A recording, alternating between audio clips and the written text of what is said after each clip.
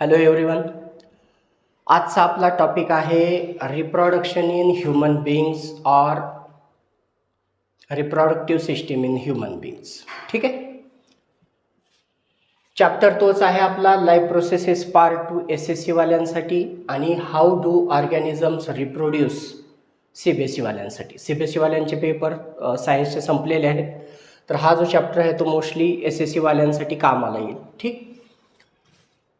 इथं आपण बोर्डवर दोन्ही सिस्टीम, ह्युमन बिईंगमधल्या मेलची रिप्रोडक्टिव्ह सिस्टीम आणि ह्युमन बिईंगमधली फिमेलची रिप्रोडक्टिव्ह सिस्टीम ड्रॉ केलेले आहेत. अभ्यास करताना सुद्धा ही गोष्ट लक्षात ठेवायची आहे की स्टेप बाय स्टेप एखादा टॉपिक कन्सेप्ट जो असतो तो समजून कसा घ्यावा. ठीक. तर अगोदर आपल्याला याचे लेबल्स व्यवस्थित समजून घ्यायला पाहिजेत. हा इटसेल्फ क्वेश्चन आहे, म्हणजे रिप्रोडक्टिव्ह सिस्टीम ड्रॉ करा आणि त्याला लेबल्स द्या, हाच एक क्वेश्चन आहे. त्या अँगलनं सुद्धा हे दोन्ही जी चित्र दिसत आहेत तुम्हाला ही महत्त्वाची आहेत. हा एक क्वेश्चन झाला. नंतर लेबल्स बघितल्यानंतर तुमचा पुढचा टप्पा असेल याचे फंक्शन्स काय असतात, काय करतात, ते जे दाखवलेले लेबलचे ऑर्गन्स आहेत ते ह्या सिस्टीममध्ये काय करतात. ठीक आहे, तो वेगळा प्रश्न झाला. आणि ऑल ओव्हर सगळ्यात सांगा हा एक क्वेश्चन झाला. हे 5 मार्काच्या क्वेश्चनसाठी पण महत्त्वाची गोष्ट असेल. ठीक. तर अगोदर आपण मेल रिप्रोडक्टिव्ह सिस्टीममधले जे लेबल्स आहेत ते समजून घेऊयात. ऑल ओव्हर रिप्रोडक्टिव्ह पार्टमध्ये महत्त्वाचा पार्ट, अर्थात महत्त्वाचे पार्ट सगळेच असतात.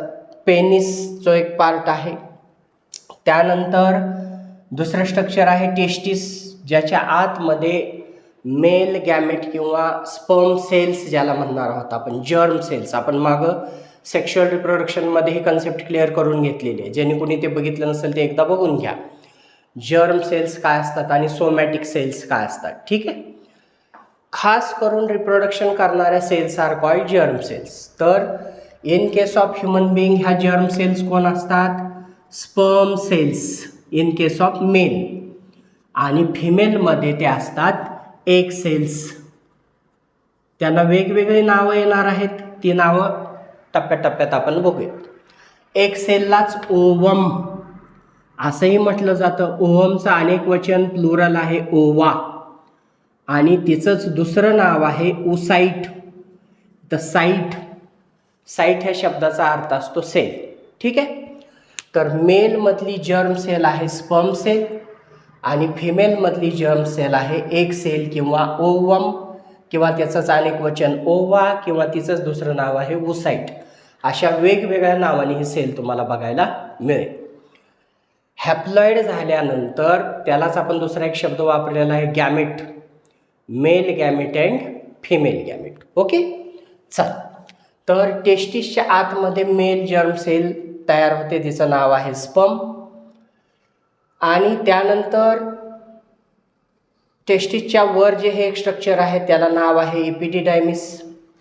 नंतर हे जे बघा, हे दोन्ही स्ट्रक्चर दोन्हीकडे सेम आहेत, त्यामुळे तुम्ही इकडून लेबल घेऊन बघत गेलात, इकडून लेबल घेऊन बघत गेलात तर ते एकच असणार आहे.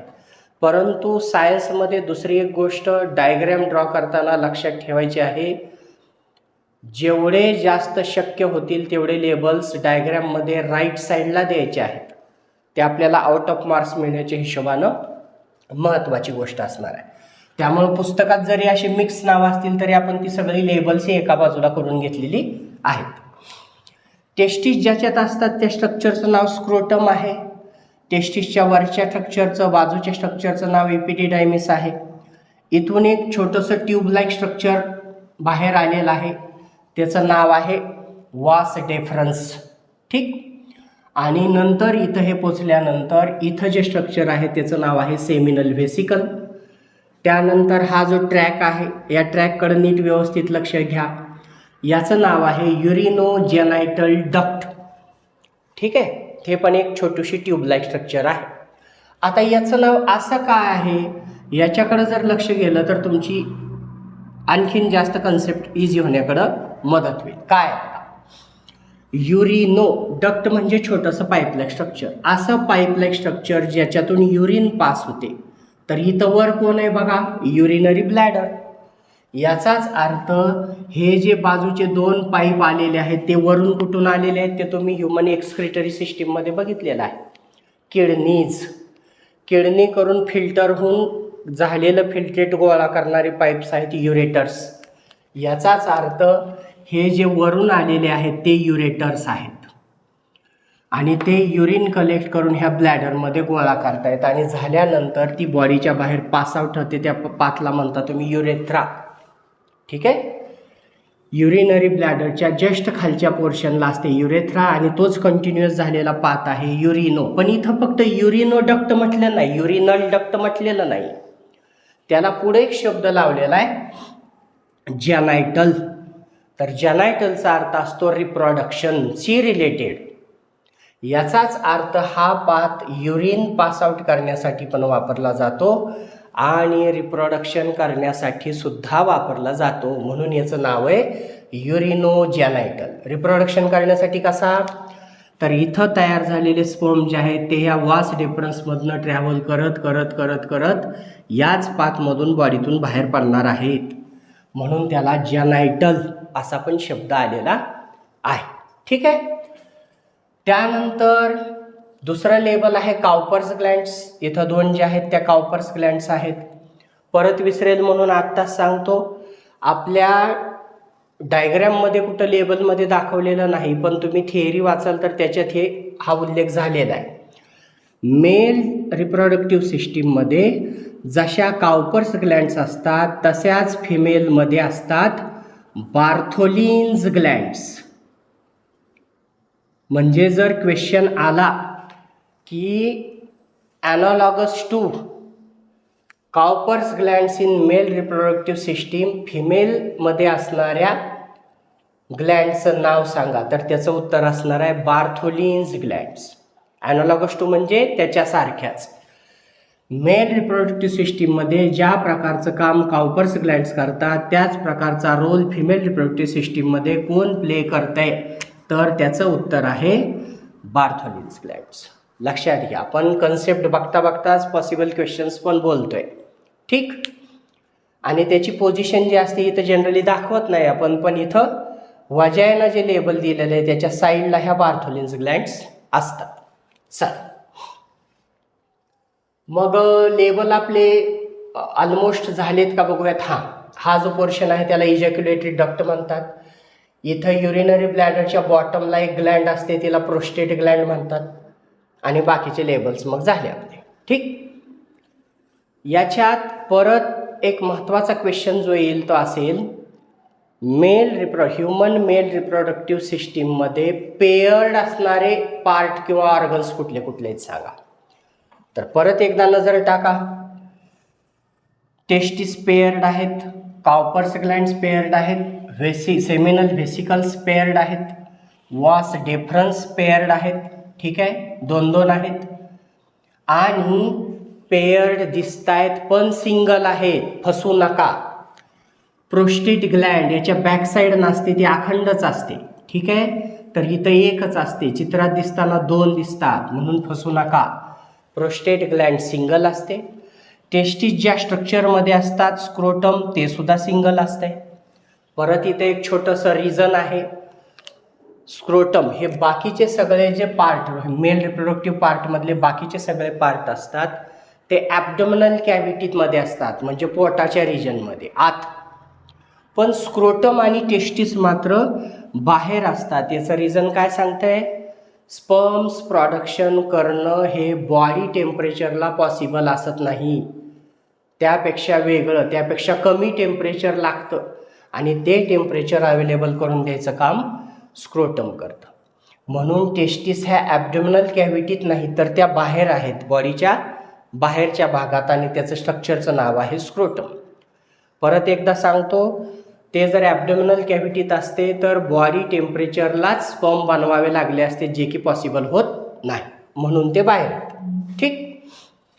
चला, आणि सिंगल असणारा ऑर्गन दुसरा एक कुठला आहे, पेनिस. बाकीचे सगळे जे आहेत ते पेयर्ड आहेत.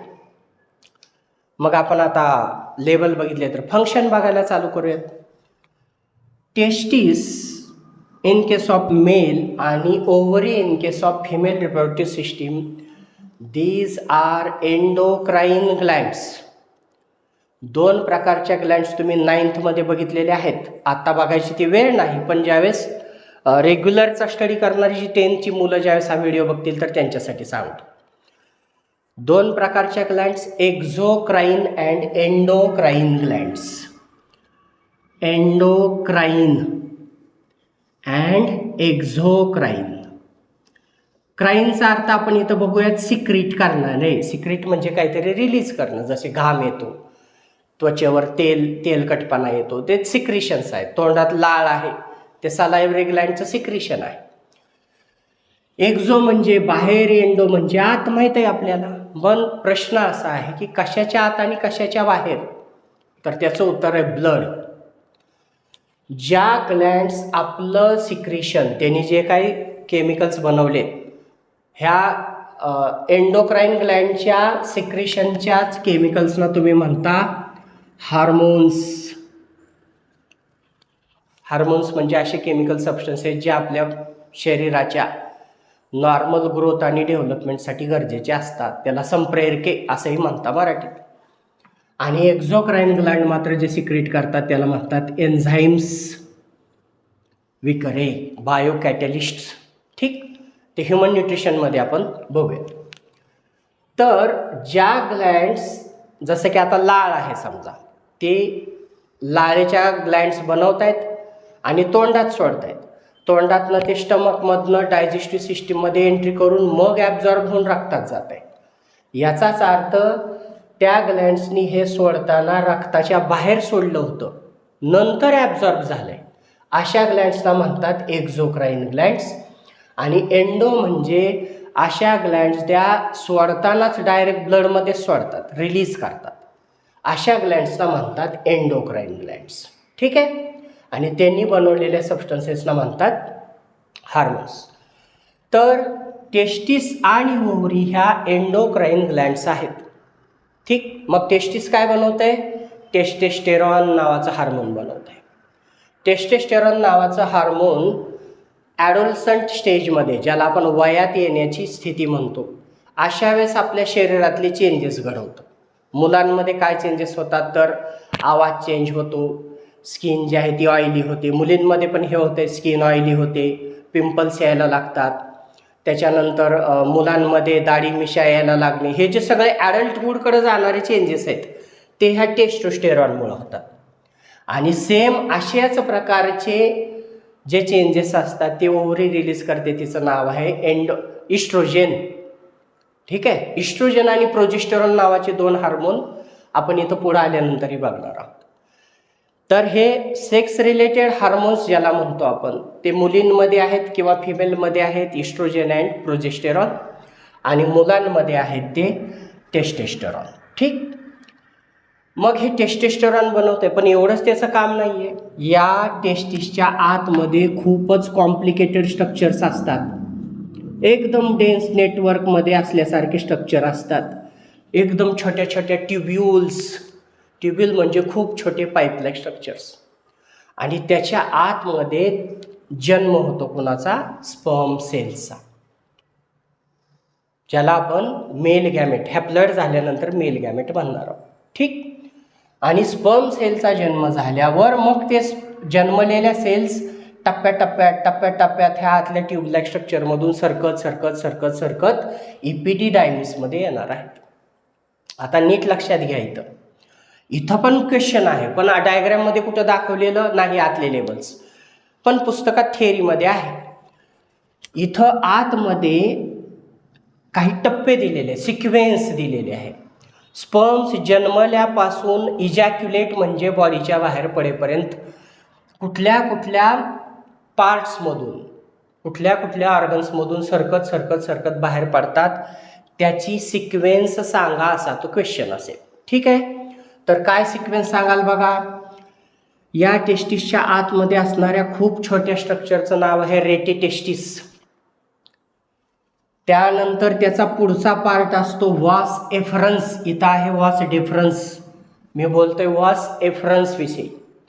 म्हणजे पहिला पार्ट झाला रेटिटेस्टिस. बघा इथं लिहितो, पहिल्यांदा रेटिटेस्टिस, त्यानंतर त्याच्या पुढे आहे वास एफरन्स.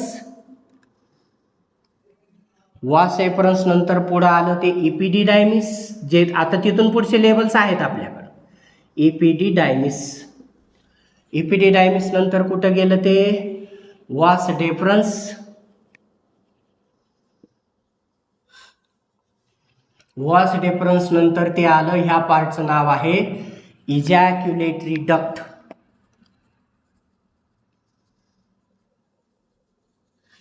आणि इजॅक्युलेटरी डक्ट नंतर ह्या पार्टला आपण नाव मगाशी बघितलं urinogenital tract. Urinogenital tract or duct. ही सिक्वेन्स हा आपला क्वेश्चन असू शकतो. स्पर्म्स बनण्यापासून बॉडीच्या बाहेर पडेपर्यंत त्यानं फॉलो केलेल्या पाथची सिक्वेन्स सांग. परत एकदा, रेटी टेस्टिस, वास एफरन्स हे दोन्ही स्ट्रक्चर टेस्टिसच्या आत आहेत. टेस्टिसच्या बाहेरचं स्ट्रक्चर चालू होतं इपिडिडायमिस. इपिडिडायमिसच्या पुढं जातं वास डेफरन्स. वास डेफरन्सच्या पुढं जातं हा पोर्शन इजॅक्युलेटरी डक्ट. आणि तिथून पुढचा पाथ आहे युरिनोजेनायटल डक्ट. हा आपला एक क्वेश्चन असेल. ठीक आहे. चल आता बघा, आतमध्ये जन्मलेले स्पर्म सेल्स असतात, त्या ट्रॅव्हल करत करत इपिडिडायमिसमध्ये आल्यानंतर इपिडिडायमिसचं काम आहे, अजूनही इमॅच्युअर कुणी राहिला असेल तर अशा स्पर्म सेल्सना न्यूट्रिशन प्रोव्हाइड करून खाऊ पिऊ घालून त्याला मॅच्युअर बनवणे. नंतर हे स्पर्म्स ट्रॅव्हल करत करत वास डेफरन्समधून ट्रॅव्हल करत करत करत करत इजॅक्युलेटरी डक्टमध्ये येतात. इथं मग दुसरं एक स्ट्रक्चर आहे सेमिनल व्हेसिकल. हे काही सेमी लिक्विड टाईप मटेरियल बनवतं आणि रिलीज करतं त्याच्यामध्ये. मग पुढं सरकतं, प्रोस्टेट ग्लँडचं मटेरियल काय असेल, सिक्रेशन असेल ते मिक्स होतं त्याच्यात. त्याच्यानंतर हे पुढे येतं आणि कॉपर्स ग्लँड पण त्याच्यात काहीतरी मिक्स करतं. आता कोणी कोणी काय काय मिक्स केलं बघा, seminal vesicle, prostate gland, Cowper's gland, हे सगळे यांचे सगळ्यांचे सिक्रेशनचं मिक्सचर आणि स्पर्म्स, ह्या सगळ्या मिक्सचरला नाव आहे सिमेन. आणि ह्या सिमेनचं काम असते त्या स्पर्म्सना न्यूट्रिशन प्रोव्हाइड करून त्यांना मॅक्झिमम हेल्दी बनवणं.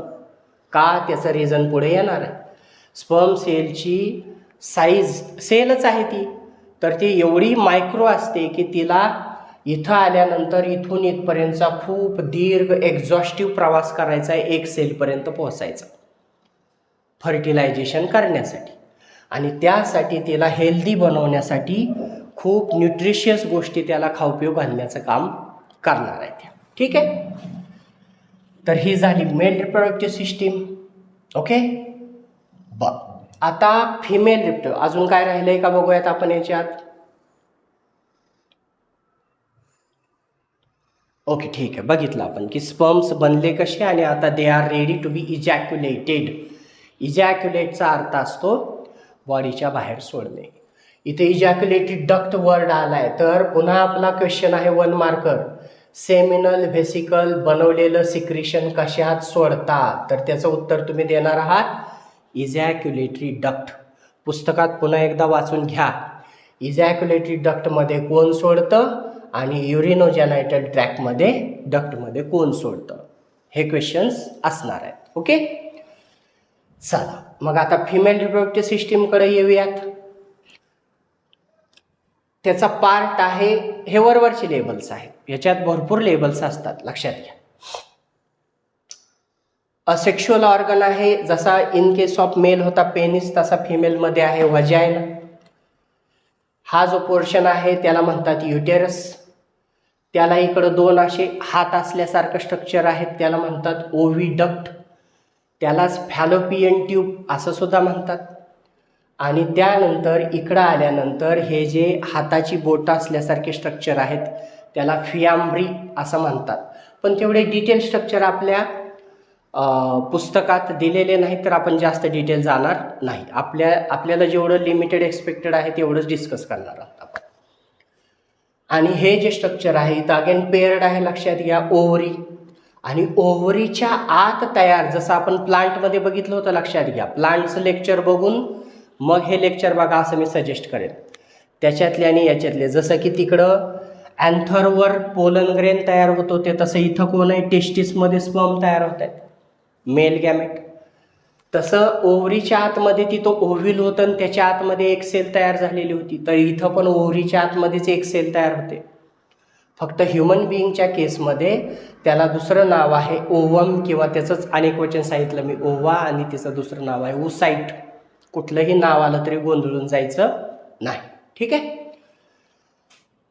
आणि हे सगळे स्ट्रक्चर झाल्यानंतर आता मग ॲक्च्युअल काम चालू होणार आहे. काय काम चालू होणार आहे बघा, हे वरचं थोडंसं आपल्याला पुसावं लागेल. ओके, हे बेसिक होतं आपलं, जे की समजण्यासाठी घेतलं आपण.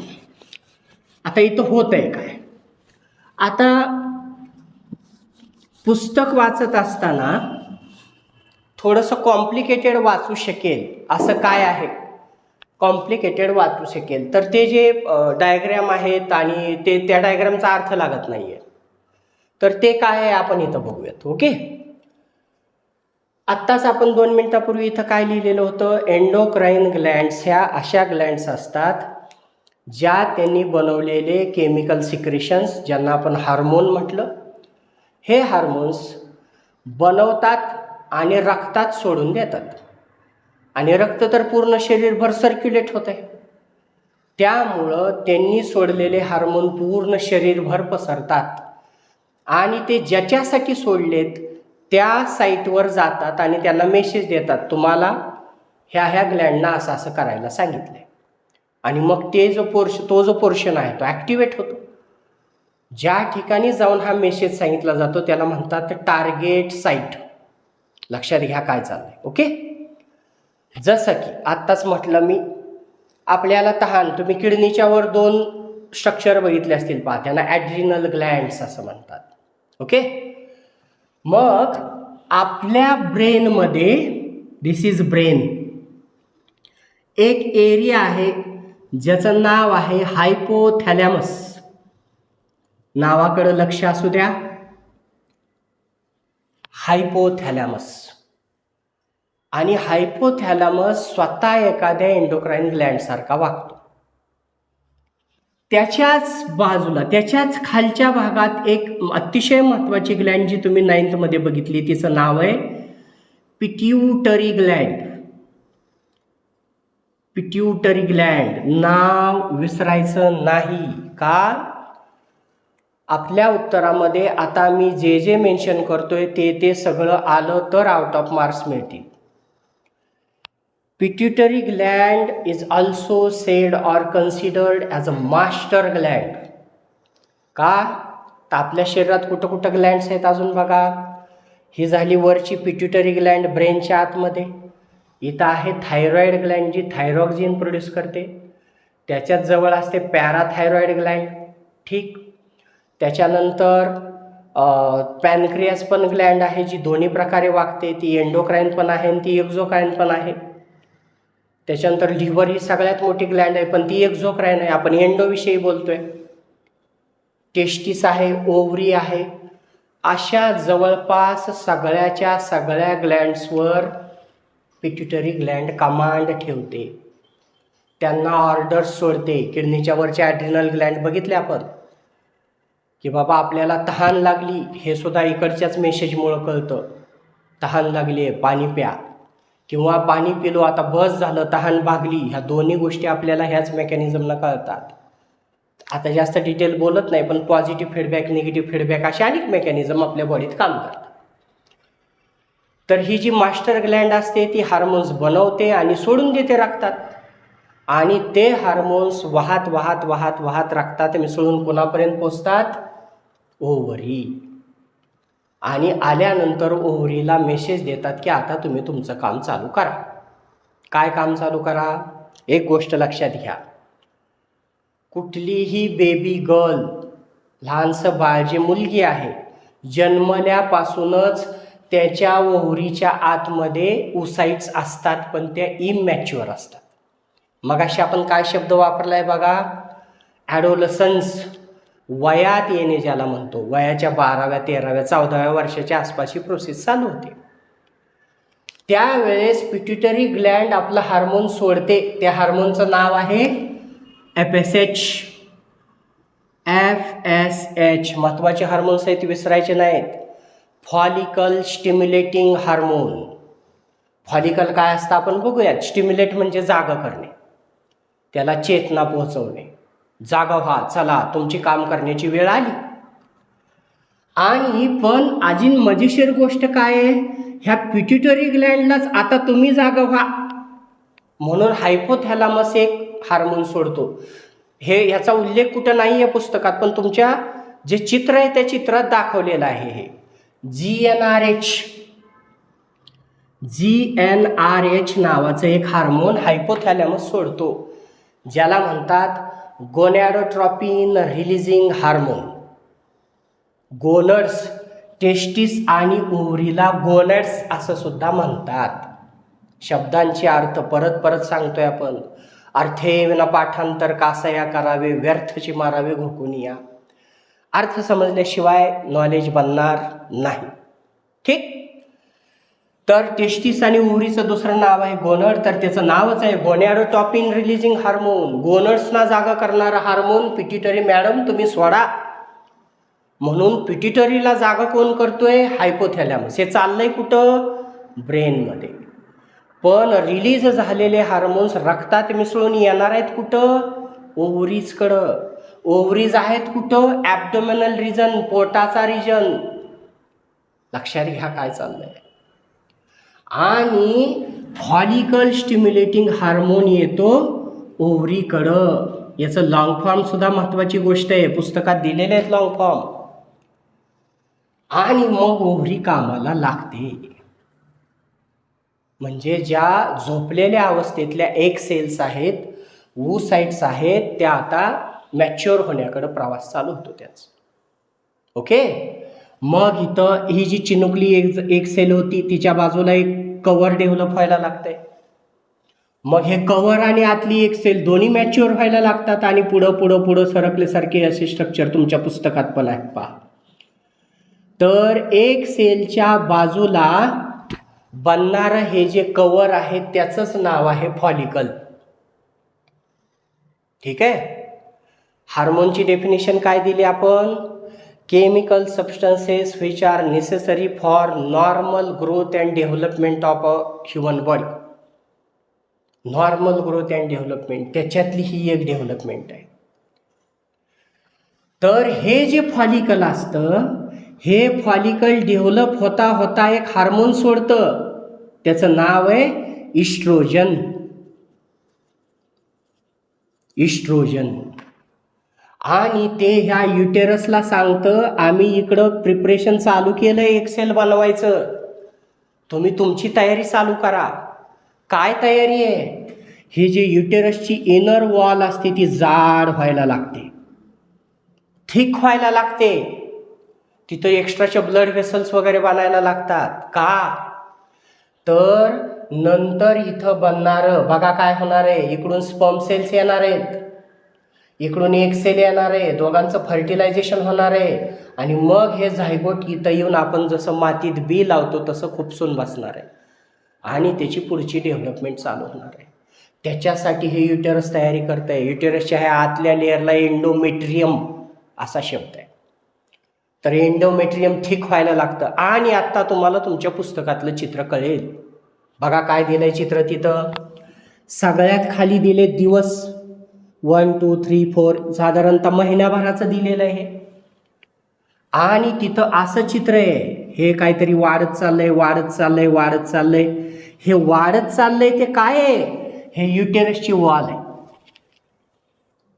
आणि मग इथं ब्रेन वगैरे दाखवलाय आणि मी जे दाखवलेलं चित्र आहे तेच चित्र हे. मग ह्याच्यात इकडून कोण येतं, मग इथं एक सेल कशी डेव्हलप होते वगैरे वगैरे वगैरे, आणि मग हे बाहेरचं कव्हर फाटतं. असं आहे का बघा पुस्तकात. तर आपण जे बोलतोय तेच हे चित्र आहे. या चित्रात गोंधळ करू नका. फक्त या चित्रात कितव्या दिवशी काय होतं हे दिलेलं आहे. एंडोमेट्रियमची वॉल कशी थिक होत जाते, एंडोमेट्रियमची वॉल थिक होत चालली. पण त्याच वेळेस ओव्हरीच्या आत काय चाललंय ते हे चित्र आहे. म्हणजे ह्या दोन डेव्हलपमेंट साईड बाय साईड चालू आहेत. लक्षात घ्या, ओव्हरीच्या आतमध्ये काही बदल होत आहेत एक सेल बनतानाचे, आणि त्याच वेळेस युटेरसच्या आतमध्ये. आणि इथे असा ॲरो दिलाय का बघा बरं जरा. हे जे बाहेरचं कवर आहे, बाहेरच्या कवरला काय नाव दिलं मी, फॉलिकल. फॉलिकलनं इस्ट्रोजन सोडलंय असं चित्र आहे तुमच्या पुस्तकात. आणि त्या इस्ट्रोजनमुळं ही युटेरसची वॉल डेव्हलप व्हायला लागली. ते चित्र समजलं तर हे सगळे गोंधळ संपून जातील. बघा काय चाललंय. आत्ताच म्हटलं आपण की फॉलिकल नावाच्या कवरनं इस्ट्रोजन सोडलं आणि त्या इस्ट्रोजननं युटेरसची वॉल डेव्हलप करायला सुरुवात केली. तेच मी इथं पण दाखवलंय. इस्ट्रोजननं युटेरसची वॉलला सांगितलं की तुम्ही आता तुमची डेव्हलपमेंट चालू करा.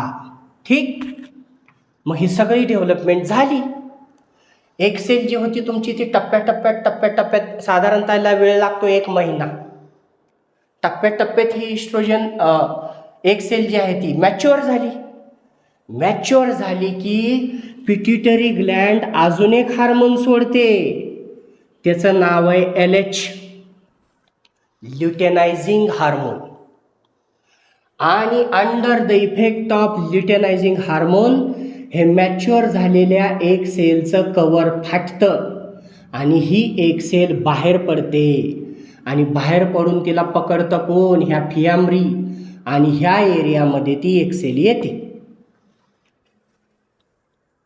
हे जे कवर फाटणंय याला शब्द काय आलाय बघा, ओव्ह्युलेशन. तेच ह्या खालच्या चित्रात कुठे हे कवर फाटलं आणि मग ही एक सेल जी आहे ती बाहेर पडली. याला नाव दिलेलं आहे इथं ओव्ह्युलेशन. पुस्तकातलं चित्र समजून घ्या. खालचा लेअर सांगतोय युटेरसच्या वॉलचं काय चाललंय, मधलं चित्र सांगतंय ओव्हरीच्या आत काय चाललंय. ही फॉलिकल जी होती ती फाटली आणि फाटून एक सेल बाहेर आली. त्या प्रोसेसला नाव दिलं ओव्ह्युलेशन. परत आपला 1 मार्कर क्वेश्चन सांगा, ओव्हरीच्या आतमधली एक सेल मॅच्युअर होतानाचं फॉलिकल डेव्हलप करायचं काम कोणाचं आहे, FSH, फॉलिकल स्टिम्युलेटिंग हार्मोन. त्याला रिलीज कोण करतं, त्याचं उत्तर आहे पिट्युटरी ग्लँड. पिट्युटरीला जागा कोण करतं, त्याचं उत्तर आहे हायपोथॅलॅमस. हायपोथॅलॅमस कुठला हार्मोन सोडतो, त्याचं उत्तर पुस्तकात कुठं लिहिलेलं नाही पण चित्रात आहे. काय नाव दिलं मी त्याला, GnRH. GnRH, gonadotropin releasing hormone. GnRH पिट्युटरीला जागा करतो, पिट्युटरी FSH सोडून ओव्हरीला जागा करते आणि मॅच्युअर झाल्यानंतर त्या एक सेलचा फॉलिकल फोडायचं आणि एक सेलला बाहेर काढायचं काम करतो ल्युटेनायझिंग हार्मोन. त्या प्रोसेसला नाव दिलं आपण ओव्ह्युलेशन. आणि एक सेल रिलीज झाली. ठीक आहे, आता पुढचं काम काय आहे. आता सेक्शुअल कॉन्टॅक्ट नंतर ओव्ह्युलेशन झाल्यानंतर एक सेल तर निघून गेली, फॉलिकल साईज जे स्ट्रक्चर होतं त्याच्यात. तर मागं फक्त जे फॉलिकलचं टर्फल राहतं त्याला शब्द आहे, त्याचं नाव आहे आता कॉर्पस ल्युटेम. कॉर्पस ल्युटेम जे असतं ते ओव्ह्युलेशन झाल्यानंतर साधारणतः 48-72 तासापर्यंत वेट करतं की स्पर्म सेल्स येत आहेत का आणि फर्टिलायझेशन होतं आहे का. आणि कॉर्पस ल्युटेम हे स्ट्रक्चरसुद्धा प्रोजेस्टेरॉन इस्ट्रोजन सिक्रेट करतं. तुमच्या इथं जे खाली आपण चित्र काढलं होतं मगाशी त्याच्यातसुद्धा तुम्हाला दिसेल की कॉर्पस ल्युटियमपासून पण ॲरो आलेत आणि तिथं लिहिलेलं आहे की इस्ट्रोजन आणि प्रोजेस्टेरॉन सिक्रेट करतं आहे आणि ते ह्या युटेरसच्या डेव्हलपमेंटमध्ये कॉन्ट्रीब्यूट करतं. पण एक ठराविक काळ निघून गेल्यानंतर ही जर स्पर्म्स आले नाहीत, फर्टिलायझेशन झालं नाही, तर मात्र हे कॉर्पस ल्युटियम जे असतं ते गायब व्हायला लागते आणि तिथं फक्त एक पांढरा चट्टा असल्यासारखं स्ट्रक्चर राहते. त्याचं नाव असते कॉर्पस अल्बिकन. हे 2 वर पण क्वेश्चन सेपरेट 1 मार्कर 1 सेंटेन्स म्हणा किंवा सिंगल वर्डवाले आन्सर असणारे क्वेश्चन्स असू शकतात. ओव्ह्युलेशन झाल्यानंतर रिमेनिंग स्ट्रक्चरचं नाव सांगा, त्याचं नाव आहे कॉर्पस ल्युटेम. हा पण इस्ट्रोजन आणि प्रोजेस्टेरॉन सिक्रेट करतो. तर थोडक्यात कॉर्पस लिटियम सुद्धा एंडोक्राइन ग्लँड सारखं टेम्पररी बिहेवियर दाखवतो. कॉर्पस लिटियम गायब झाल्यानंतरच्या स्ट्रक्चरचं नाव सांगा, तर त्याचं नाव आहे कॉर्पस अल्बिकम. आणि यानंतर याचं काही काम राहत नाही, ते हळूहळू स्पर्म सेल्स येणार आहेत. आणि हे आलेले स्पर्म सेल्स ट्रॅव्हल करत करत करत करत करत करत करत करत करत करत करत ह्या एक सेलजवळ येणार. आणि आपण प्लांटमध्ये पण ही टर्म वापरलेली होती, fusion of male gamete with female gamete. दुसरा एक महत्त्वाचा फरक, स्पर्म सेल बॉडी इजॅक्युलेट होण्याच्या आधीच हॅप्लॉइड झालेले असतात. एक सेल मात्र रिलीज होतात आणि मग ह्या रिजनमध्ये हॅप्लॉइड होतात. मियोसिस विषयी बोललोय आपण. हॅप्लॉइड म्हणलं की मियोसिस लक्षातच ठेवायचं आहे. म्हणजे एक सेल ओव्ह्युलेशन व्हायच्या आधी हॅप्लॉइड नसतात, एकतर त्या फर्टिलायझेशन झाल्यावर हॅप्लॉइड होतात किंवा होतानाच्या प्रोसेसमध्ये हॅप्लॉइड होतात. आणि मग आपल्याला माहित आहे मेल गॅमेट आणि फिमेल गॅमेटचं एकत्र येणाऱ्याचं नाव काय दिलं होतं आपण? फर्टिलायझेशन. फर्टिलायझेशन झाल्यावर जे स्ट्रक्चर बनतं त्याला काय म्हणता? झायगोट. डिप्लॉइड स्ट्रक्चर आला आता हे. पण आता दुसरी एक गोष्ट आपल्या लक्षात आली पाहिजे. मी इथं जरा स्पर्मचं चित्र काढतो. स्पर्म, तुम्ही कधी वावडी उडवली असेल, पतंग वावडी, तसं स्ट्रक्चर असते. स्पर्मला असते डोकं, हेड, आणि असते बॉडी, आणि असते टेल. हेडमध्ये असतात जीन्स म्हणजे त्याचं जेनेटिक मटेरियल. बॉडीमध्ये असते मायटोकॉन्ड्रिया. मायटोकॉन्ड्रियाचं काम काय असते? It is a power house of the cell. तर हे सगळा प्रवास करताना त्याला लागणारी एनर्जी सप्लाय करायचं काम त्याचा मायटोकॉन्ड्रिया करेल. आणि मासा जसा शेपटीनं पोहतो तसाच आपल्या ह्या शेपटीची मुवमेंट करून स्पर्म सेल्स एका ठिकाणाहून दुसऱ्या ठिकाणी जाऊ शकतात थ्रू सिमेन. लक्षात घ्या. म्हणजेच sperm cells are motile. Motile म्हणजे ज्यांना लोकोमोशन करता येतं, ज्यांना मुवमेंट करता येते, एका ठिकाणाहून दुसऱ्या ठिकाणी जात आहेत. पण एक सेलला तर असं काही स्ट्रक्चर नाही, नुसती गोल सेल आहे ती, तिला शेपूट वगैरे नाही.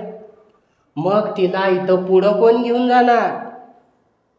त्याचं उत्तर आहे या फॅलोपियन ट्यूबच्या आतमध्ये अतिशय छोटे छोटे छोटे छोटे छोटे छोटे केसासारखे स्ट्रक्चर असतात, त्यांना म्हणतात सिलिया.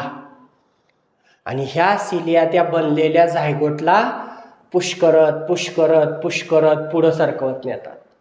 आणि सरकत सरकत सरकत हे झायगोट फर्टिलायझेशन झाल्यापासून एक 24 ते 72 तासाच्या काळामध्ये सरकत सरकत सरकत इथं युटेरसमध्ये येते. मग युटेरसमध्ये तयारी झाली सगळी. म्हणजे जसं आपण शेती करताना माती वगैरे सगळी तयार करून घेतो, आता नुसतं बी पेरायचे, तशी परिस्थिती निर्माण झाली. आणि मग आलेला झायगोट ह्या युटेरसच्या वॉलमध्ये एम्बडेड आतमध्ये घुसवला जातो. जसं आपण मातीत बी पेरतो आणि पेरलेलं बी जसं त्याला मुळं वगैरे येतात आणि मातीबरोबर कनेक्शन तयार होतं त्याचं, तसं ह्या तयार झालेल्या झायगोटचं, आणि त्याचे वेगवेगळे नाव आहेत परत लक्षात घ्या. झायगोट झाल्यानंतर ब्लास्टुला, मोरुला वगैरे, म्हणजे एका सेलचे 2, 4, 8, 16, 32 असा सेलचा बंच तयार व्हायला लागतो. म्हणजेच ग्रोथ चालू झाली. आपण बोललेलं आहे ग्रोथ म्हटलं की कुठलं सेल डिव्हिजन असतं? मायटोसिस. तर तसं मायटोसिस होऊन हा सेलचा गोळा मोठा व्हायला लागतो आणि मोठा होता होताच त्याला पुश करत करत करत आणला इथं. आणि इथं त्याचं ह्या युटेरस बरोबर कनेक्शन तयार होतं. त्यालाच आपण म्हणणार आहोत अम्बिलिकल कॉर्ड ऑर नाळ. बाळाची आपल्या मम्माच्या बॉडीबरोबरची कनेक्टिंग लिंक आहे. आणि ह्या छोटूशा बाळा, म्हणजे आपण मम्मीच्या टम्मीत असतो, म्हणजे ॲक्च्युली टम्मीत नसतो, युटेरसमध्ये असतो. लक्षात घ्या हा फरक. आपल्याला सायन्सचे विद्यार्थी आहोत तर टेक्निकल गोष्टी जरा माहिती पाहिजेत. आपण मम्मीच्या स्टमकमध्ये नसतो. स्टमक ही वेगळी गोष्ट आहे, त्याच रिजनमध्ये आहे पण वेगळी गोष्ट आहे. आपण खाल्ले पिल्लेलं जिथं पचतं ते स्टमक, ते सोडून एक्स्ट्राचं स्ट्रक्चर आहे युटेरस. आणि मग आपण मम्माच्या टम्मात वाढायला लागतो. मग ह्याची ग्रोथ होती पुढं. मग आपण त्याची सेक्शुअलचं चार्ट आठवा. झायगोट वाढतंय, झायगोटचं काय होतं, एम्ब्रिओ, एम्ब्रिओचं फिटस, आणि मग आपल्याला हात पाय कान नाक डोळे आलं की झालं, मग आपली बर्थ होते. बर्थसाठी टेक्निकल टर्म काय आहे सायन्समधले आपल्या पुस्तकात, पार्च्युरेशन. शब्द खूप महत्त्वाचे आहेत, लक्षात घ्या. एखाद्यानं ॲन्सरमध्ये पार्च्युरेशन लिहून ब्रॅकेटमध्ये बर्थ लिहिलं आणि नुसतं एखाद्यानं बर्थ लिहिलं तर दोन्हीत फरक आहे. फरक आहे म्हणजे मार्क्स मिळण्यामध्ये चेक करणारा जो असतो तो इम्प्रेस होणार आहे, लक्षात घ्या की हा यस ह्या मुलाला मुलीला कळलेलं आहे बाबा, हे टॉपिक काय, कन्सेप्ट काय कळलेलं आहे. त्यामुळे शब्दांच्या अर्थांकडे लक्ष असू द्या. पार्च्युरेशन ते झालं फायनली. आता काय होतंय ते आधी समजून घ्या. कधी कभी मेरे दिल में, तसं नाही, इथं कधी हा झायगोट इथं पुढं जात असताना आताच काय म्हटलं आपण, ग्रो व्हायला लागला. 2 चे 4, 4 चे 8, 8 चे 16 सेल्स, असा बंच गोळा तयार व्हायला लागला फुटबॉल सारखा. दुसरी एक गोष्ट सांगायची विसरली, ती पुन्हा विसरेन सांगतो. इथं बाळाला जे ग्रो होणारं बाळ आहे त्याला खाऊ पिऊ घालण्यासाठी एकदम पातळ त्याच्याकडनं एखादी कॅरी बॅग असावी असं स्ट्रक्चर तयार होतंय. त्या स्ट्रक्चरला नाव असतं प्लासेंटा. 1 मार्कर क्वेश्चन आला, युटेरसमध्ये लहान बाळाच्या बॉडीला न्यूट्रिशन पुरवणाऱ्या स्ट्रक्चरचं नाव सांगा, तर त्याचं उत्तर असणार आहे प्लासेंटा. ठीक, हे स्ट्रक्चर कळलं तुम्हाला, तर मी इथं नाव देतो, एक एक शब्द लक्षात असू द्या. दिस इज प्लासेंटा. मग आता आठवतंय का काही, प्लांटच्या रिप्रोडक्शनमध्ये काय बघितलं होतं, फर्स्ट फर्टिलायझेशन होऊन झायगोट बनलं आणि त्याला खाऊ पिऊ घालण्यासाठी, त्याला नरिशमेंट पुरवण्यासाठी सेकंड फर्टिलायझेशननं काय बनलं होतं, एंडोस्पर्म. म्हणून प्लांटमधल्या रिप्रोडक्शनला आपण डबल फर्टिलायझेशन म्हटलं होतं. इथं तसं डबल फर्टिलायझेशन असत नाही. सिंगल फर्टिलायझेशननं बनलेल्या झायगोटला खाऊ पिऊ घालणारं स्ट्रक्चर आहे प्लासेंटा. ते नंतर डेव्हलप होतं आहे, त्याला फर्टिलायझेशनची गरज नाही. ठीक आहे, चल आपण मगाच्या मुद्द्यावर येऊयात. तर कधी काय होतं, हा झायगोट ग्रो होताना, सेलचा गोळा बांधताना वाटेतच त्याचे एकाचे 2 तुकडे होतात. त्याला शब्द आहे क्लिवेज. शब्दांकडे लक्ष असू द्या. क्लिवेज, डिवाइड होणे, आणि मग ते 2 गोळे वेगवेगळे इथं पुढं सरकत येतात आणि 2 गोळे इथं प्लासेंटामध्ये युटेरसमध्ये इम्प्लांट होतात. प्लासेंटात युटेरसमध्ये येऊन चिकटायला टर्म काय आहे, इम्प्लांटेशन ऑफ एम्ब्रिओ. तर ते येऊन चिकटतात आणि 2 बेबी तयार होतात. बघा, एकच स्पर्म सेल, एकच एक सेल, त्यांच्यातनं बनला झायगोट आणि वाटतच त्या झायगोटचे झाले 2 तुकडे. क्लिवेज झालं त्याचं, आणि त्याच्यापासून 2 म्हणजे एकाच झायगोटमधनं 2 पिल्लं बनली. तर ह्याला म्हणतात मोनोझायगोटिक और होमोझायगोटिक ट्विन्स. जुळी कशी जन्माला येतात, सुरुवातीच्या एकाच झायगोटचं वाटेत डिव्हिजन झालं आणि त्याचीच 2 पिल्लं बनली. तर अशी जन्माला येणारी पिल्लं, तुम्ही जुळी बहीण भावंड बघितली असतील, पण अशी जन्माला येणारी पिल्लं एकतर दोन्हीच्या दोन्ही भाऊ असतात किंवा बहिणी असतात. खूप रेअर केसमध्ये एक भाऊ आणि एक बहीण असते. आणि ही दोन्ही पिल्लं परत तुम्ही बघाल, काही जण असतात जुळी पण दिसत एकसारखी नाहीत. तर ही आताची जी होती होमोझायगोटिक, एकाच झायगोटपासनं बनलेली, किंवा मोनोझायगोटिक, एकाच झायगोटपासनं बनलेली. तर ही मात्र दिसायला एकसारखी जुळी असतात. त्याच्या उलट कधी काय होतं, आपण काय म्हटलं होतं इथं, दिवस साधारणतः एका महिन्याच्या कालावधीमध्ये एक सेल बनण्याची प्रोसेस चालते. एका महिन्यात ह्या ओव्हरीने एक सेल बनवली की पुढच्या महिन्यात ही आराम करते आणि दुसरी ओव्हरी एक सेल बनवते. असं आलटून पालटून काम चालू असतं. कधी कधी हार्मोन्समध्ये गडबड झाली, हे FSH वगैरे जे आहेत, तर चुकून एका महिन्यात एका एक्सेलच्या ऐवजी 2 एक्सेल्स, 3 एक्सेल्स अशा एकापेक्षा जास्त एक्सेल्स बाहेर पडतात. त्यांचं ओव्ह्युलेशन होतं आणि मग 2 वेगवेगळ्या एक्सेल बरोबर 2 वेगवेगळे स्पर्म्स फर्टिलायझेशन करतात आणि त्याच्यातून तयार होतात 2 वेगवेगळी पिल्लं. म्हणजे एकाच वेळी जन्मली म्हणून आपण त्यांना ट्विन्स म्हणणार आहोत, पण ती 2 वेगवेगळे स्पर्म, 2 वेगवेगळ्या एक्सेलचे 2 वेगवेगळे झायगोट त्याच्यातून बनली, तर दीज आर डायझायगोटिक ट्विन्स और हेटेरोझायगोटिक ट्विन्स.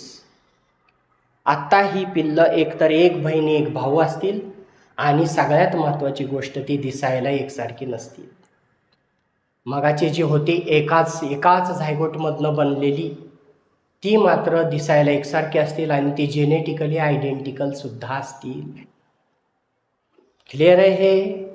मग तसंच पुढं जुळी असतात, तिळी असतात, तर ती हार्मोनल इम्बॅलन्सचा पराक्रम आहे. ओके, चला हे झालं. आता जुळी कशी जन्माला येतात. कधी कधी काय होतं, आपण म्हटलं की झायगोट डेव्हलप होताना मध्येच त्याचे 2 डिव्हिजन झाले. डिव्हिजनची प्रोसेस चालू होते, पण ते 2 तुकडे सेपरेटच होत नाहीत, तिथंच थांबतात. तर अशा वेळेस चिकटलेली जुळी जन्माला येतात. तुम्ही बघितले असतील, त्यांना सायामी ट्विन्स असा शब्द आलेला आहे. कंजॉईंट ट्विन्स, ज्यांच्या बॉडीज जोडलेल्या आहेत आणि त्याच्यात 2 बॉडीमध्ये काही कॉमन ऑर्गनसुद्धा असतात. म्हणजे एखादा ऑर्गन फक्त एकाच्याच बॉडीत असतो, पण तो काम दोघांच्या बॉडीसाठी करतो. लक्षात घ्या. अशी जुळी काही रेअर केसेसमध्ये ऑपरेशन वगैरे करून सेपरेट करता येतात. अगोदर चेक केलं जातं प्रत्येकाला वेगवेगळे अवयव वगैरे आहेत का. ठीक, चला आता हे सगळं झालं कधी, जर ही सगळी तयारी झाली, एक्सेल बनल्या, रिलीज झाल्या, स्पर्म आले, फर्टिलायझेशन झालं, एवढं सगळं झाल्यानंतर पण ही सगळी तयारी झाली, पण स्पर्म सेल्स आल्याच नाहीत. काय तयारी झाली, एक सेल बनल्या, इकडं युटेरसनं तयारी केली, त्याची एंडोमेट्रियम वगैरे ठीक झाली, सगळं झालं, स्पर्म सेल आल्याच नाहीत. म्हणजेच फर्टिलायझेशन होणार नाही. फर्टिलायझेशन होणार नाही तर झायगोटन हे आत्ता बघितलं ते पुढचं सगळं होणारच नाही. अशा वेळेस नेचर जो असतो तो त्याचा एक पर्टिक्युलर टाईम असतो, समजा 72 तास वेट करतो की स्पर्म्स येत आहेत का, फर्टिलायझेशन होणार आहे का. आणि त्यानंतर मात्र काय करतो हा नेचर, तर हे सगळं जे इंटरनल आहे हे सगळं रप्चर करतो. म्हणजे ही जी सगळी एंडोमेट्रियमची वॉल वगैरे थिक होती, त्या सगळ्या ब्लड व्हेसल्स असतील किंवा जे काही स्ट्रक्चर तयार झालं होतं मस्क्युलर स्ट्रक्चर आतलं, ते सगळं रप्चर होतं. बाहेर पडलेली एक्सेलनं स्पर्मची वाट बघितली, फर्टिलायझेशन काय झालं नाही, तर हे रप्चर म्हणजे ब्रेक केलेलं सगळं स्ट्रक्चर आणि ही एक्सेल हे बॉडी सगळं in the form of bleeding through vagina बॉडीच्या बाहेर टाकून देते. त्याच प्रोसेसला आपण म्हणतो मेन्स्ट्रुअल सायकल और मेन्स्ट्रुएशन. ठीक आहे. आणि हे जे आता परत तुम्हाला हे खालच्या चार्टमध्ये महत्त्वाला येईल लक्षात, ह्याचा काळ काय दिला आहे, साधारणतः 28 ते 30 दिवस. म्हणून त्याला बोलीभाषेमध्ये आपण मासिक पाळी, प्रत्येक महिन्याला रिपीट होणारी गोष्ट मेन्स्ट्रुअल आणि सायकलचा अर्थच असतो फिरून तिथंच तेच पुन्हा चालू होतंय. This is called as menstrual cycle. ही तयार. मग ते झालं की परत बॉडी पुढच्या महिन्यात, आताच बोललो, एकदा ह्यानं तयार केली ओव्हरी एक सेल की पुढच्या महिन्यात ही ओव्हरी कामाला लागेल. ही सगळी प्रोसेस चालू राहील. ज्या वेळेस ही मेन्स्ट्रुअल सायकल ॲडोलसन्समध्ये पहिल्यांदा चालू झाली, त्याला शब्द आहे मेनार्क. मेन्स्ट्रुअल सायकल चालू साधारणतः ही वयाच्या 12, 13, 14, 15 प्रत्येकात बॉडीनुसार वेगवेगळा काळ असतो, तो चालू होते. आणि जास्तीत जास्त ती वयाच्या 40, 45, 50 वर्षापर्यंत चालू राहते. त्यानंतर ही सायकल बंद होते, म्हणजेच तिथून पुढे रिप्रोडक्शन होणार नाही. ठीक आहे. तर त्याला आपण नाव देतोय मेनोपॉज. थांबलं ते आता. ओके, ह्या सगळ्या टर्म्सवर क्वेश्चन्स असू शकतात. एक एक मार्काचा क्वेश्चन असू शकतोय, लक्षात घ्या. तर ही आहे आपली ऑल ओव्हर सगळी जी ह्युमनमधली रिप्रोडक्टिव्ह सिस्टीम. याच्यानंतरचा आपला पुढचा टॉपिक आहे की रिप्रोडक्शन रिलेटेड काही समस्या येतात, त्याच्यावर मात करण्यासाठी काय करावं. त्याच्या अगोदर एक टॉपिक आपला विसरला, तो आपण कव्हर करूयात आणि मग त्या रिप्रोडक्टिव्ह हेल्थ अँड टेक्नॉलॉजी विषयी आपण बोलूया. ठीक, तो विसरलेला टॉपिक काय आहे पहा.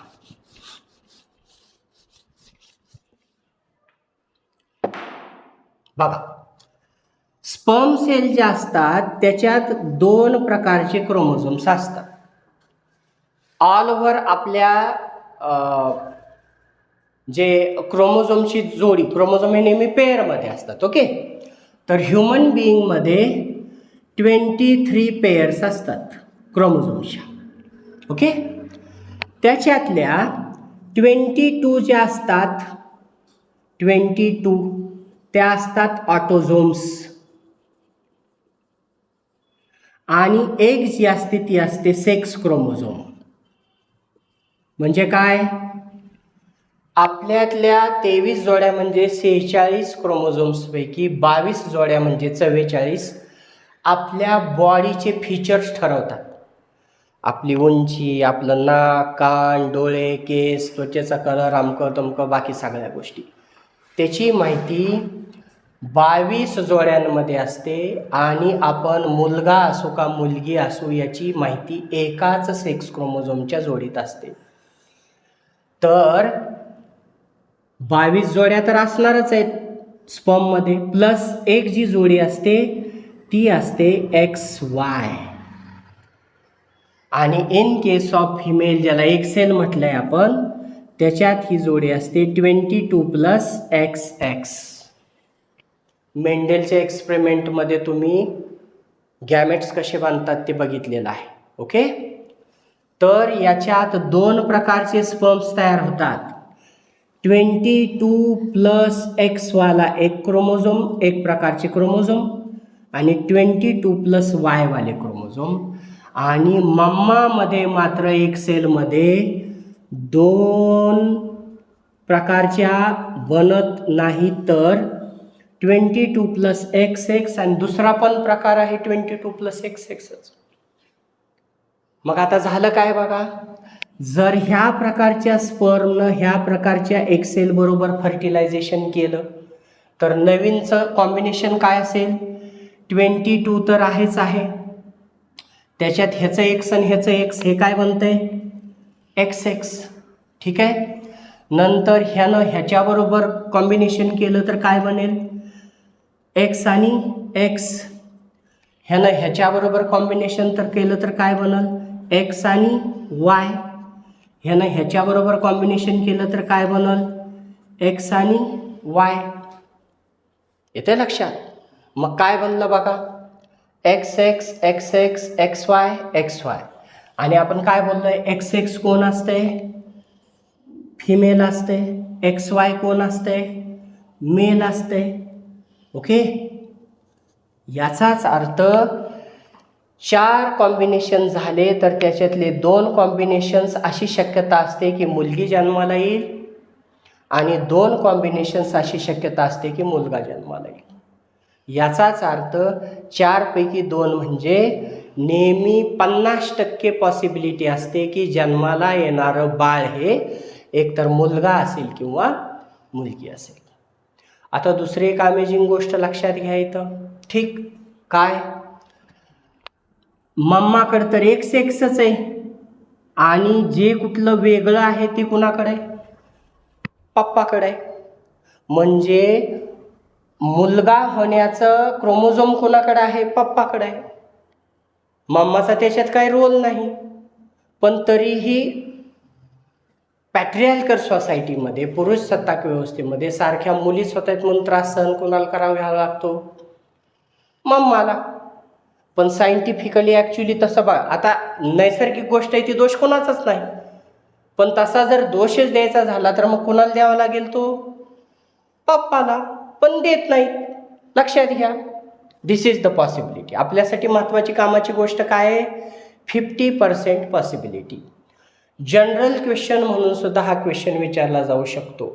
Sex determination of the child. ठीक.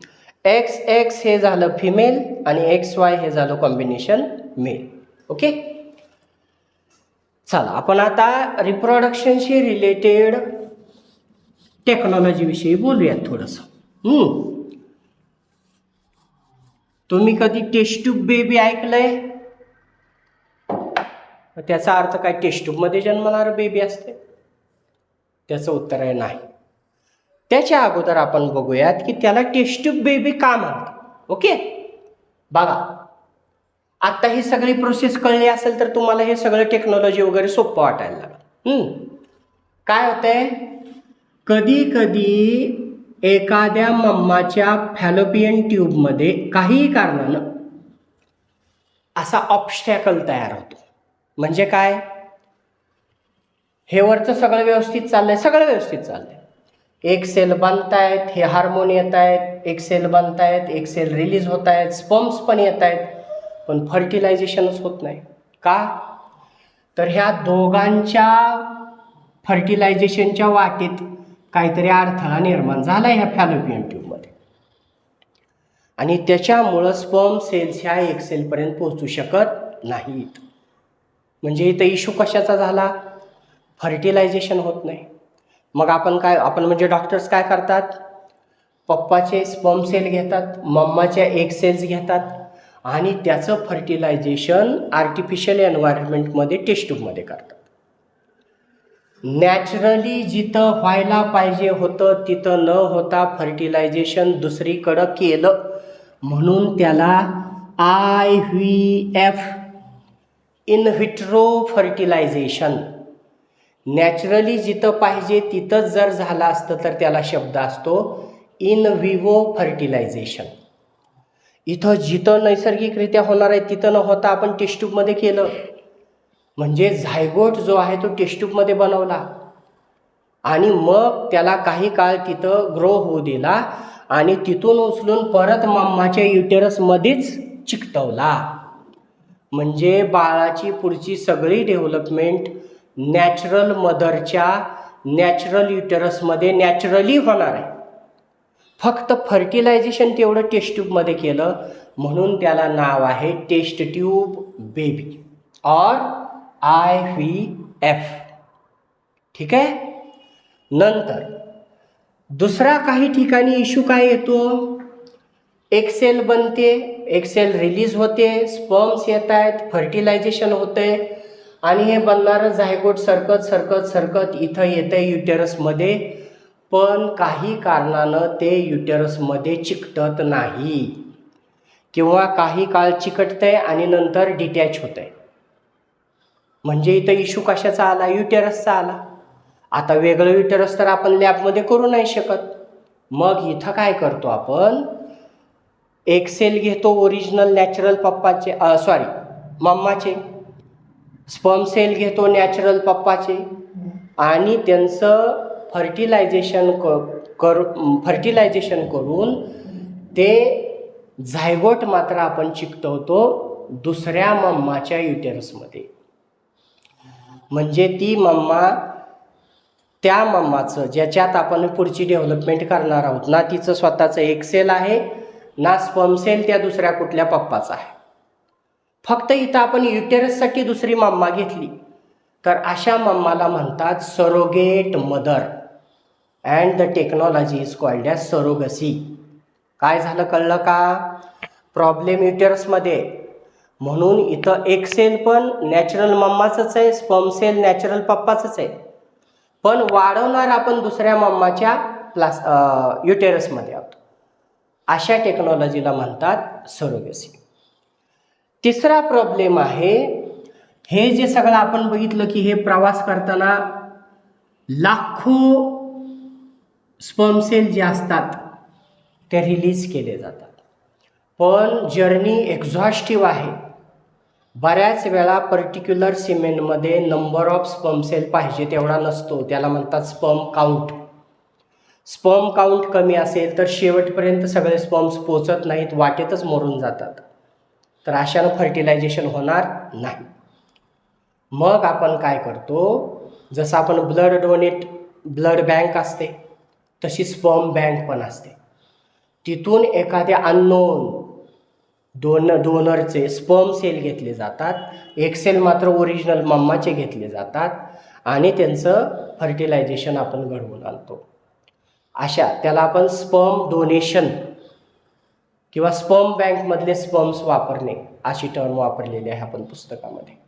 अशा वेगवेगळ्या टेक्नॉलॉजीच्या जीवावर आपण बऱ्याच लोकांना काहीही कारणामुळं, आपण कारणं मोस्टली बघितले तिथं, काहीही कारणामुळं जर बेबी होऊ शकत नसेल तर ह्या टेक्नॉलॉजीच्या मदतीनं ते पॉसिबल करता येणं आज शक्य झालेलं आहे. ओके, तर हा होता आपला ऑल ओव्हर ह्युमन रिप्रोडक्टिव्ह सिस्टीमचा थोडक्यात घेतलेला आढावा. थोडक्यात का म्हणतो बघा, परत ऑफलाईनमध्ये आपण याच्यापेक्षा जास्त डिटेल घेतो, पण आता एक्झामचा पिरियड आहे त्याच्यात तुम्हाला जास्त काही आणखीन वेळ घेऊन सांगणं चुकीचं असेल. ठीक. दुसरी गोष्ट, कॉम्प्लिकेटेड, सो कॉल्ड कॉम्प्लिकेटेड, सगळ्यात महत्त्वाचे चित्रासहित हे समजून घ्याल तर ते अजून सोपं जाईल आणि आपलं नेहमीचंच अवघड काहीही नसतं. व्यवस्थित समजून घ्या. याच्या पुढचा राहिलेला याच्यातलं एकच टॉपिक आहे रिप्रोडक्टिव्ह हेल्थ. त्याच्यामध्ये गॉनोरिया वगैरे, जे सिफिलिस वगैरे डिझिजेस आहेत रिप्रोडक्शनशी रिलेटेड, STDs ज्याला म्हणतो आपण, सेक्शुअली ट्रान्समिटेड डिझिजेस, तो टॉपिक फक्त वाचून घ्या, त्याच्यामध्ये जास्त काही डिटेल दिलेलं नाही आहे. ओके. राहिला अजून एक थोडं फॅमिली प्लॅनिंगची सर्जरी. काय म्हणजे आपल्याला समजा आता की फॅमिली कंट्रोल्ड करायची, लिमिटेड करायची. फॅमिली प्लॅनिंगसाठी 2 प्रकारच्या सर्जरीज करतो. ही जी ट्यूब असते ती कट करतात आणि ह्याला बांधून टाकतात. फॅलोपियन ट्यूब म्हणजे काय, एक सेल बनत राहतील, स्पर्म्स येत राहतील, पण ही ट्यूब कट केल्यामुळे आता फर्टिलायझेशन होणार नाही. ठीक आहे. तर ह्याला म्हणतात फॅलोपियन ट्यूब कट केली म्हणून ह्या टेक्निकचं नाव आहे ट्युबेक्टॉमी. आणि या केसमध्ये वास डिफरन्स कट करून याला बंद करून टाकतात, म्हणजे स्पर्म्स बनणार आहेत पण ते बाहेर जाऊ शकणार नाहीत. तर याला टर्म आहे ट्युबेक्टॉमी. व्हॅसेक्टॉमी अँड ही ट्युबेक्टॉमी ही व्हॅसेक्टॉमी. हे 2 टर्म पण 1 मार्कर क्वेश्चन म्हणून आल्या तर असू द्या. ओके, ठीक.